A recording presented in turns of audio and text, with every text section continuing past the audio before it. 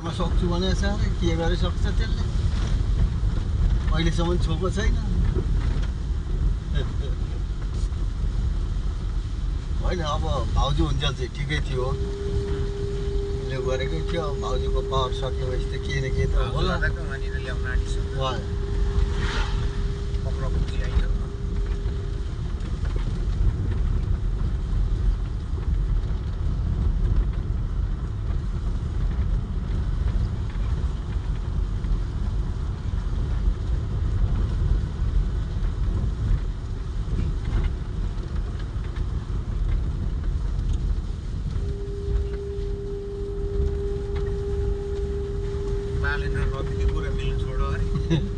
होइन त्यो अलिकति उ गरेको होला हुन्छ तर मिलोस् पनि कसरी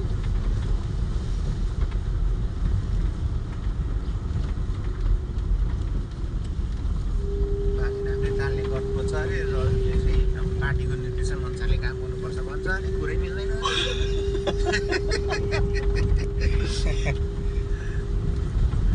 100 दिन कटाइहाल्छ 100 दिन कटाइसकियो भित्रभित्रै झगडा गरेरै सकिने हो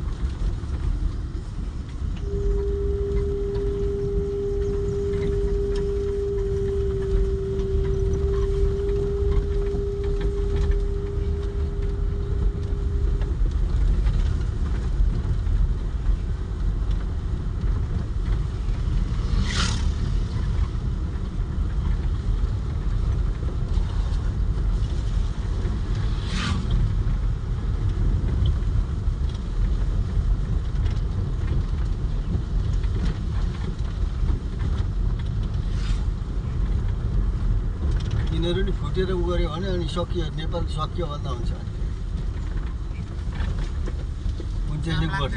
राजा चाहिन्छ क्या चाहिन्छ राजा चाहिन्छ यिनीहरूले गरेन भने राजाको पाला आउँछ अब लास्ट अप्सन नै त्यही भयो क्या अब विकल्पै छैन त अनि केही नै त छैन नि राजा भन्दा उता अहिले पनि यिनीहरूले राजै ल्याउनु पर्छ क्या राष्ट्रपतिको ठाउँमा राजा भनेको राजा हो नि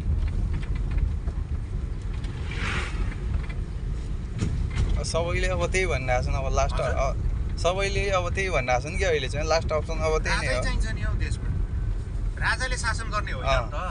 राजाले प्रधानमन्त्रीले गर्छ नि देशमा त अभिभावकको रूपमा त राजै राख्नुपर्छ क्या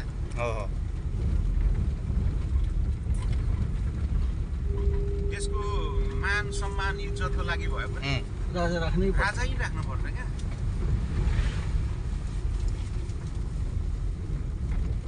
मैले बुझेको छ जति पनि सानो देशहरू छन् नि त्यो फुच्चे देशहरूमा चाहिँ राजा भागै राम्रो हो क्या पोलिटिकल स्टेबल त हुन्छ कमसेकम यसो के छ भने हाम्रो भौगोलिक हाम्रो परम्परा धर्म संस्कृति सबैले मानेको कुराहरू हो नि त यो कुरा भनेको त हो के लु भन्नु हो एकदम अब सुरुदेखि नै परापूर्व कालदेखि नै हाम्रो त राजाले शासन गरेको हो नि त चाहे त्यो भलै नेपालै थिएन अरे ल होइन 24-22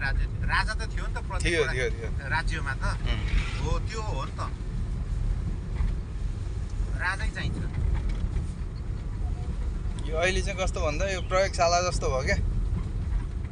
3 महिना एउटाको हातमा छ इन्डियाले चलाउँछ 3 महिना चाइनाको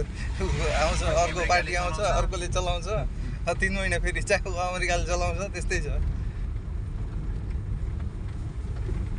नेपालको हातमा त छँदै छैन क्या